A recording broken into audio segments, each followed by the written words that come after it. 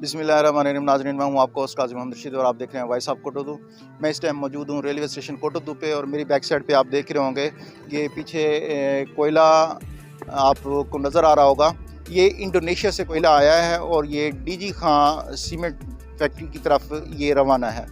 तो इसके यहाँ कोटोदू में जब ये आया है तो ये स्टेशन के बिल्कुल नज़दीक एक पार्क जो हमारा बिल्कुल नया बना है, तो उसमें जो गाड़ियाँ इनकी आती हैं और गाड़ियों के आने से जो टफ टाइल है वो काफ़ी जो है ख़राब हो चुकी है।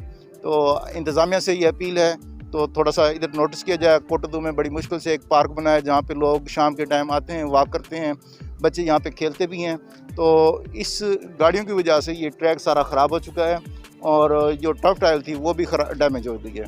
और ये जो कोयला आप देख रहे हैं ये पहाड़ी कोयला है, ये इंडोनेशिया से आया है। डीजी सीमेंट फैक्ट्री की तरफ ये जाएगा और ये तकरीबन इसका इख्तिताम है। पहले ये बहुत बड़ा एक पहाड़ की सूरत में था यहाँ पे, आज इसका ये क्लोजिंग हो रही है। तो ये जा रहा है डीजी सीमेंट की तरफ डीजी खां में, और ये इंडोनेशिया से कोयला यहाँ कोटोदू में आया है जो रेलवे की तरफ से ये अब डीजी खां की तरफ जाएगा। बस देखते रहे भाई साहब कोटोदू।